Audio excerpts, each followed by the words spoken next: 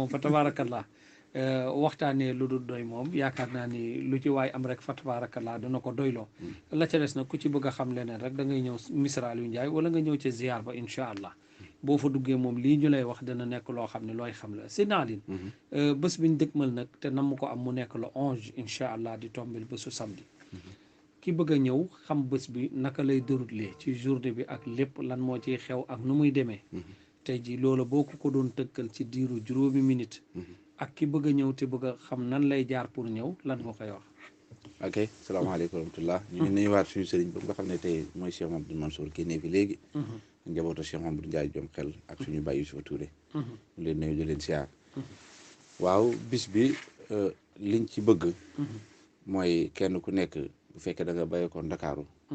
ñëw Kaolack laa ci yoonu Sokone da nga ñëw ba sañ ci Aliou Ndiaye bu ñu xëyee nag mboolem koo xam ne taalibe nga wala nga nekk doom wala nga nekk sët nekk ci dëkk ba waaw 10 heures jëm 11 heures lañ bëgg a dajee ci tànt bi nga xam ne moom la Cheikh Mamadou Mansour defal yonent yàlla Muhammad sallallahu alayhi wa sallam ñu dajee fa jàng alquranul karim ndax loolu lañ foote jàng alquranul karim ba tisbaar jot ñu wàcc dem julli tisbaar bu ñu ñëwee nag dem ci xewlu yi ñu paree sëriñ bi dina xam nag njaboot gi ak taalib yëpp jëm sa tànt ba daje fa ak sëriñam njaboot ak Mawlana Cheikh Sidi Alaaji sëriñ waxtaanee fa yàlla ak yonent bi sallallahu alayhi wa sallam ndax loolu la xoote kon kenn ku ne booy ñëw ne ñu ko waxee ma njëkk ba rek képp koo xam ne jàngkati alquran nga bëgg nañ waaw ñu la koy ñaan waaw 11 heures ci bëccëg jëm midi wala 10 heures ñu dajee ca tànt ba jàng fa alquranu karim ñu mën a jàng alquran jàng ñi ko mëntu jàng jël basmala ñi ko jël basmala salaatul fatihi laa ilaha illallah istighfar lixlaas loo ci mën rek ci loo xam ne lu baax la rek ci tur yàlla yi nga def ko xaddiyaale ko Mawlana Cheikh Sidi Alaaji Aliou Ndiaye ndax ni ko ba Ibrahima Diagne waxee léegi noonu la moo waxoon ne yàlla waxam ja doy na waar kum ko xamal jox na la nguur dootaa gilam jox na la leer te soxol bi dootu xam la ndëm kon kooku lépp lu ñu wax ci moom rek lu ne rek duhut ak njeyal dañoo xam moom li mu wax yàlla ba pare xam fi mu jaar ak jaam ñi xam fi mu jaar ak boromam ndax kat li mu wax noonu alquran dafa wax ne yuuti hikmata man yasa wa man yuuti hikmata faqad utiya xayran kasira loolu yàlla moo ko wax kon bu waxee ne yàlla waxam ja doy na waar ku nga xamal jox na la nguur kon moom loolu dañoo tolloo ndax dootaa gilam jox na la leer yàlla ku mu jox hikma loo wax rek day tombeeg li nit ñi bëgg te suñu maam Cheikh Sidi Alaaji Ndiaye loolu la ko yàlla defaloon mu bàyyi fi doom joo xam ne mu nekk koo xam ne jàmbaar pire la waaw ci góor yàlla yi la bokk muy Cheikh Mamadou Mansour ndax kat bu fi bàyyam di baax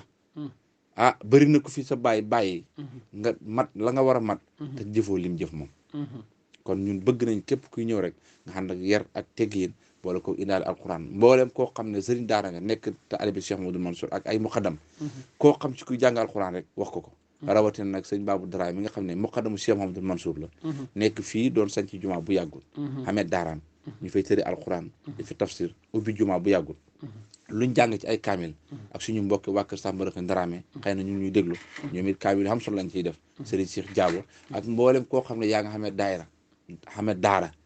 nekk fii ci Kaolack waaw loo mën ci kaamil ak ci réew mi ñu ngi la koy ñaan nga indaaleel ñu ko def ko ñu def ko xadiya Cheikh Alaaji Aliou Ndiaye dafa woon nag mbooleem daayira yi nga xam ne ba tabarakallah ñu ngi xaju si kër Cheikh Alaaji Aliou Ndiaye